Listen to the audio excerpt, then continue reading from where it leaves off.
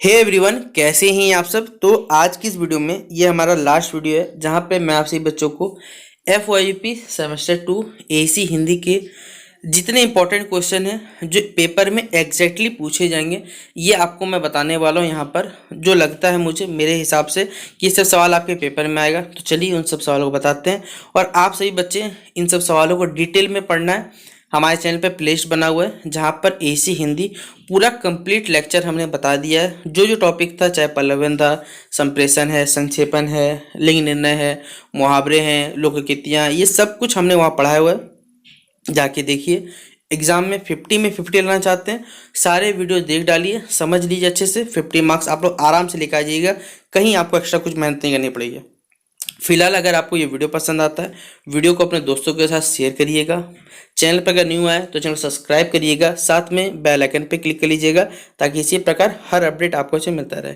Description में Telegram का link मिलेगा, जुड़ जाइएगा।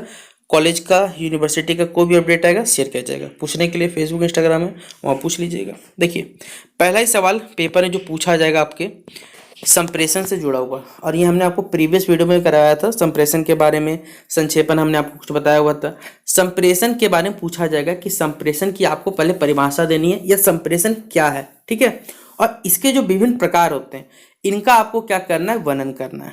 और ये सब जितना भी सवाल यहाँ दिख रहा है, टोटल 7 सवाल है ना, ये 7 के 7 सवाल जो है वो 15 मार्क्स के सवाल है। आप खुद सोचिए, 15 मार्क्स का अगर एक एक सवाल है तो क्या आप इसे एक पेज में लिख के आंसर दोगे? नहीं भैया, कम से कम मिनिमम 3 से लेकर 3 पेज तो लिखना ही लिखना है। ज़्यादा जितना लिखो कोई दिक्कत नहीं, लेकिन अप्रोक्स कम से कम 3 पेज आप इन सब चीज़ों के बारे में, क्योंकि संप्रेषण मतलब होता है कम्युनिकेशन, इंग्लिश में कहा जाता है।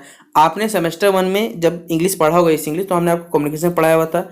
तो वहां से भी आप इसे हिंदी में या फिर खुद की भाषा में क्या कर सकते हैं, इसे बना चुना कर लिख के आप लोग क्या करिए, बड़ा कर सकते हैं। तो पहला सवाल पूछा जाएगा कि संप्रेषण क्या है, इसके जो विभिन्न प्रकार उनका उल्लेख करें। तो आशा करूंगा कि आप सही बच्चे आराम से बना कर लिख सकते हैं। अगला बोला गया कि संप्रेषण का जो महत्व है, आप खुद ही सोचिए कि अगर आज कम्युनिकेशन या संप्रेषण नहीं होता तो क्या हम अपने विचार एक दूसरे तक पहुंचा सकते हैं? अगर बड़े पैमाने से, जैसे आप मुझे सुन रहे हैं अभी इंटरनेट की सहायता से, यूट्यूब की सहायता से, क्या आप मुझसे जुड़ पाते हैं? तो असली बात है नहीं। तो फिर आप सही बच्चे देखिए, जैसे हम लोग के टाइम पे क्या था, कोई इंटरनेट नहीं था।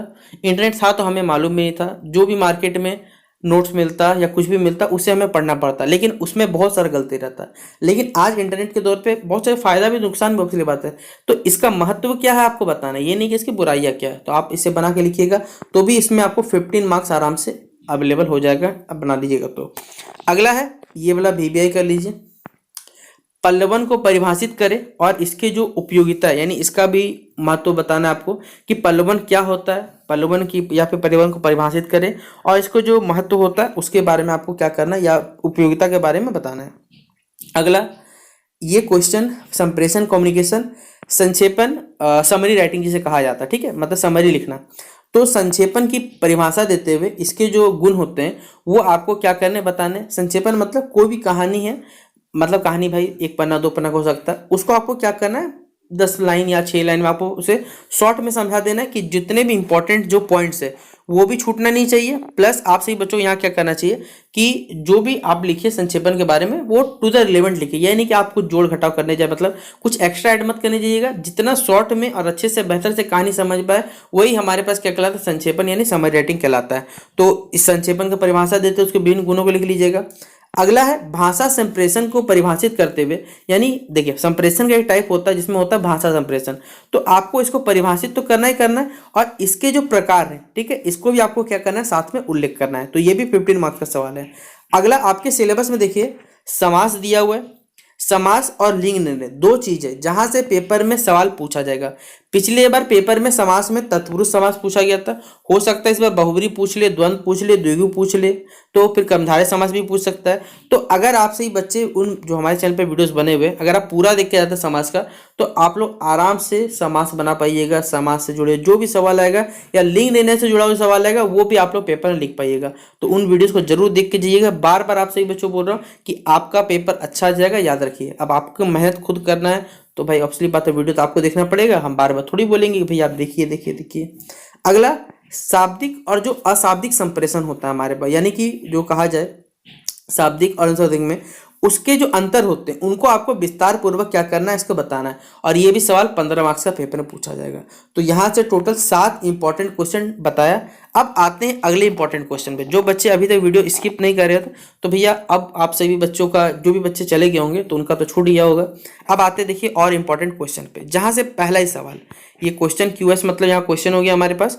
यहाँ एक आपको देखिए कुछ कहानी बताई हुई है कि भारत का काव्य रूपी आकाश मंडल अगणित प्रभावपूर्ण जुगनुओं से क्या है, दीप्यमान है हमारे पास। पर जो तुलसीराम जी का जो तेज, उज्ज्वला और चमत्कार, उनकी प्रदीप्ति, कानित और कीर्ति कुछ और ही है। वे इस आकाश मंडल में असंख्य चमकीले तारों के बीच मध्यकालीन प्रचंड मार्तंड के समान क्या है, प्रकाशमान है।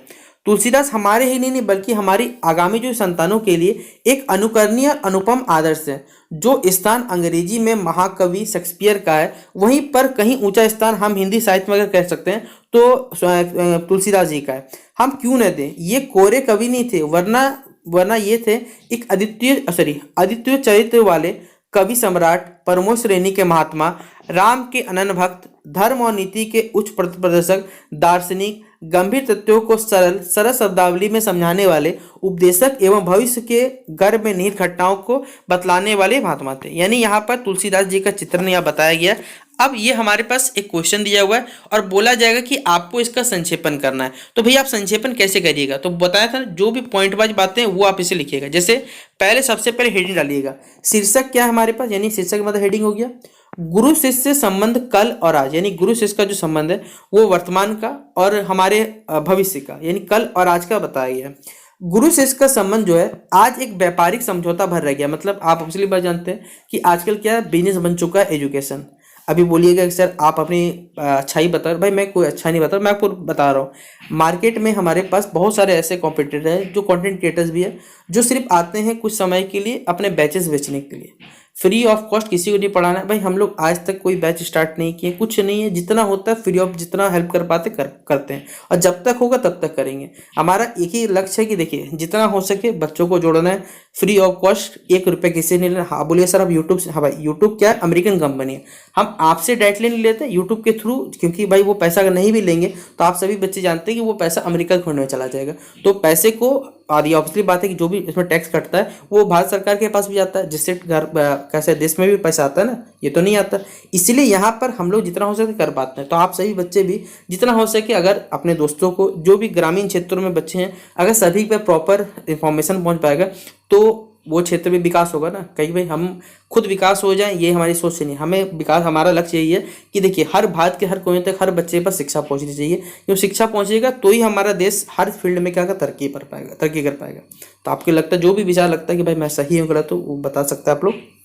फिलहाल अपने मिलने वाले कुछ वेतन के बदले आज गुरु अपने शिष्यों को पुस्तकें भर पढ़ा देते हैं, मतलब जितना वेतन में पुस्तक पढ़ा देते हैं। पर प्राचीन भारतीय गुरु विनीत एवं विश्वास पात्र शिष्यों के लिए जहाँ ज्ञान देता होते थे, साथ साथ उनके चरित्र का निर्माण करने वाले और पिता के समान, क्योंकि गुरु है तो पिता के समान उन्हें वात्सल्य पूर्ण भी होते थे। यानी हमने क्या किया, यहाँ तुलसीदास जी का चित्रण तो था, लेकिन तुलसीदास जी से बेसिकली हमने क्या किया, गुरु शिष्य का जो संबंध या गुरु का जो पोस्ट है उनका महत्व क्या है ये हमने यहाँ पर बताने की कोशिश की है। तो आप इसे शॉर्ट वे में कितना देखिए क्या मीनिंग निकला, इससे आप समझा सकते हैं। तो यही होता है हमारे पास कोई चीज़ का संक्षेपण करना, समझाने का मतलब क्या होता है कि आप क्या समझना चाहते हैं। ठीक है, अगला यहाँ से कुछ MCQ सवाल है जो कि प्रीवियस ईयर पेपर में पूछा गया है। ठीक है, मैं नहीं बता रहा हूँ भाई, ये प्रीवियस ईयर एग्जैक्टली आया है, वही से सवाल है। ठीक है, पूछा गया कि ईश्वर पर अगर आस्था नहीं रखने वाले लोगों को क्या कहा जाता है। 5 MCQ पूछा गया था, आप खुद बताइए, जो ईश्वर पर आस्था रखता है आस्तिक, जो नहीं रखता वो नास्तिक कहलाता। क्या ऑप्शन नंबर क्या हो जाएगा, खा हो जाएगा।